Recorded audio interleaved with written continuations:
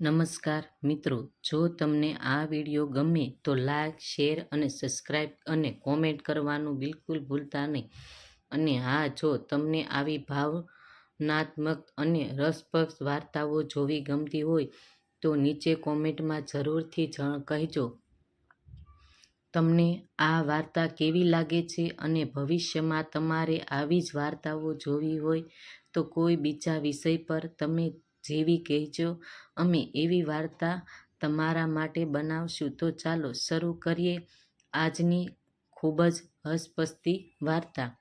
વાર્તાનું હેડિંગ: સાચી વસિયત. માનો પ્રેમ વાર્તા. એક મોટા અને ધમધમતા શહેરમાં વિજય નામનો એક ખૂબ જ પ્રતિષ્ઠિત બિઝનેસમેન રહેતો હતો. વિજયે પોતાની રાત દિવસની મહેનત, ઈમાનદારી અને સમર્પણથી પોતાના બિઝનેસને સફળતાના સર્વોચ્ચ શિખર પર પહોંચ્યો હતો.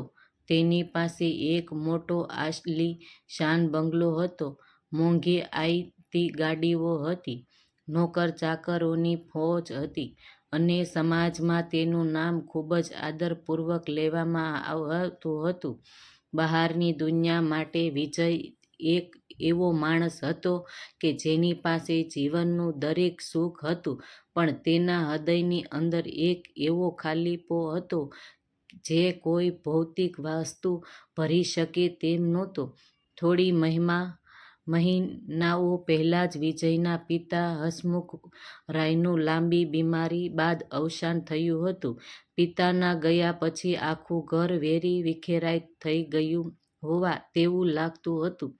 પિતાના 13મી પતિ ગયાના થોડા જ દિવસોમાં પરિવારમાં મિલકતના ભાગલા પડવાની ચર્ચાઓ શરૂ થઈ ગઈ.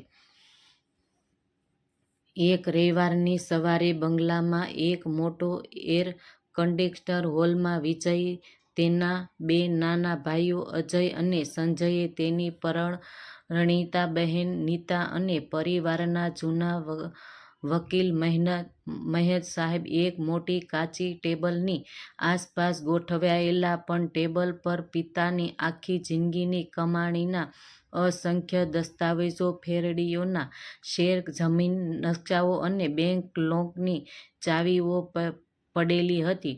વિજયના બાકીના ભાઈ-બહેનો ખૂબ જ ઉત્સાહમાં અને ઉતાવળમાં હતા. એ તો વકીલ મહેતા સાહેબ સાથે કાગળોની ચકાસણી કરી રહ્યા હતા અને એકબીજા સાથે ઊંચા અવાજે દલીલો કરી રહ્યા હતા. અજયે કહ્યું, મને શહેરની મધ્યમાં આવેલો આપણો મુખ્ય શોરૂમ જોઈએ છે, કારણ કે ત્યાં ગ્રાહકો વધારે આવે છે.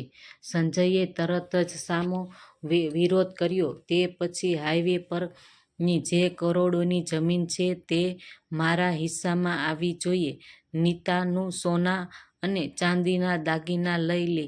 નીતાએ તો બગાડતા કહ્યું, દાગીના તો હું લઈશ, પણ સાથે મને પિતાના બેંક એકાઉન્ટમાં પડેલા રોકડ રકમનો ત્રીજો ભાગ પણ જોઈએ છે.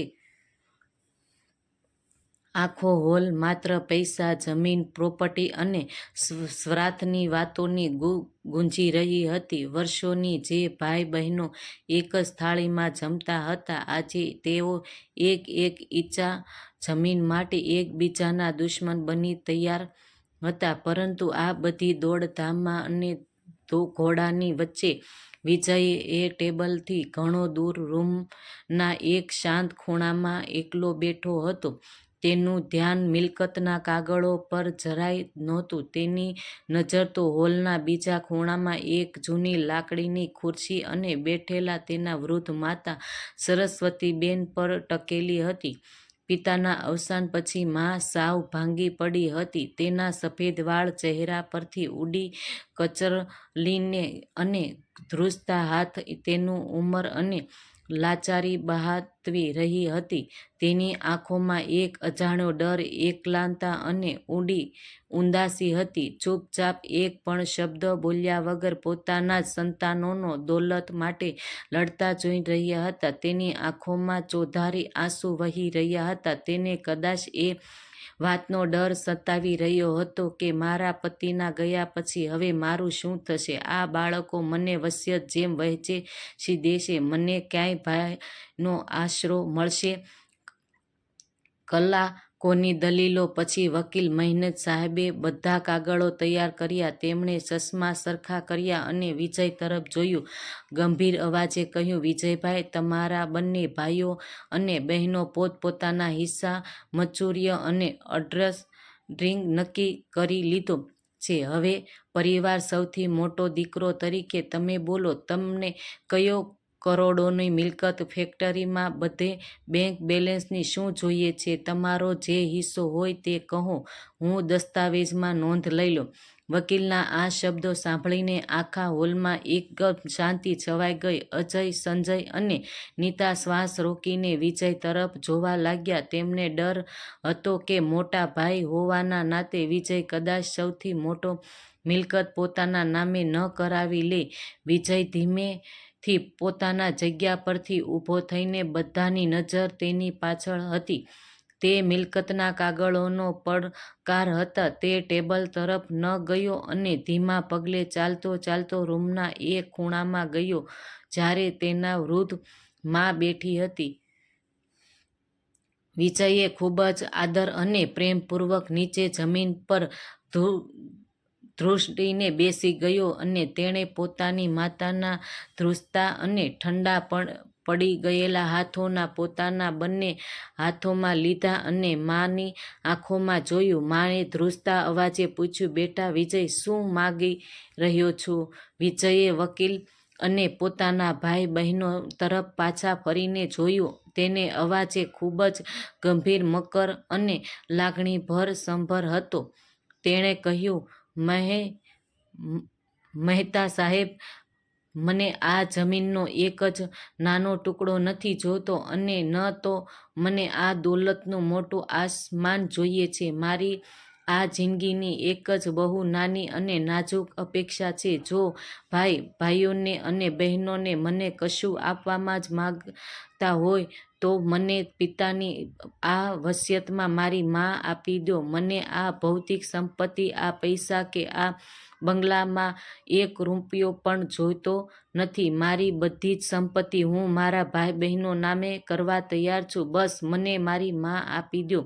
વિજયના આ શબ્દોને સાંભળીને જાણે આખો રૂમમાં વીજળી પડી હોય તેવો સન્નાટો છવાઈ ગયો. વકીલ મહેનત સાહેબની આંખોમાં પણ દળ-દળ આંસુ વહેવા લાગ્યા. તેઓ ઊભા થયા અને બોલ્યા, વિજય બેટા, તે આજે સાબિત કરી દીધું કે સંસ્કાર શું હોય છે. બીજી તરફ અજય, સંજય અને નીતા, જેઓ હમણાં સુધી પૈસા માટે એકબીજા સાથે લડી રહ્યા હતા, તેમના માથે શરમ અને પસ્તાવાને કારણે નીચે ઝૂકી ગયા. વિજયના આ એક જ નિર્ણય તેમને તેમની નાની અને સ્વાર્થી સોચનો અહેસાસ કરાવી દીધો. તેમણે સમજાયું કે તેઓ જે ફેક્ટરીઓ અને જમીન માટે લડી રહ્યા હતા તેઓ તો નાશવંત છે, પણ માં નામની તે અનમોલ વસિયત છે, તે દુનિયામાં કોઈ પણ બજારમાં કરોડો રૂપિયા ખર્ચવા છતાં પણ બીજી વાર મળી શકશે નહીં. વૃદ્ધ માતા સરસ્વતીબેન રડતા રડતા પોતાના મોટા દીકરા વિજયને ગળે લગાવી લીધા. તેમના કાળજાનો કટકો આજે દુનિયાનો સૌથી અમીર માણસ બની ગયો હતો. પૈસાની નહીં પણ દિલની. વિજય માટે દુનિયાની કોઈ પણ સંપત્તિ તેની માતાના આશીર્વાદ અને તેના નિસ્વાર્થ પ્રેમ કરતાં મોટી નહોતી. તેને પાકી ખબર હતી કે જે ઘરમાં માતાનો વાસ હોય અને તેના ચહેરા પર સ્મિત હોય ત્યારે ઈશ્વર પોતે વાસ કરે છે અને સુખ સમૃદ્ધિ આપોઆપ ખેંચાઈ આવે છે. વિજય પોતાની માતાને ખૂબ જ આદરપૂર્વક પોતાના ઘરે લઈને આવ્યો અને તેમની સેવામાં પોતાનું બાકીનું જીવન ધન્ય બનાવી. જ્યારે બાકીના ભાઈઓએ પૈસા મેળવીને પણ અંદરની ગરીબી જ રહ્યા. વાર્તાનો બોધ. મિત્રો, આ વાર્તા આપણને એ જ શીખવે છે કે દુનિયાના ગમે તેટલી ધન દોલત કે શોહરત કમાઈ લો, પણ તમારા માતા પિતાના મોટા કોઈ ખજાનો આ પૃથ્વી પર નથી. મિલકતના ભાગના ભાગલા પાડી શકાય છે, પણ માતાના પ્રેમ અને આશીર્વાદની ક્યારેય વહેંચણી થઈ શકતી નથી. માતા પિતાની સેવા એ જ સાચી વસિયત અને સાચું પુણ્ય છે. જય સ્વામિનારાયણ.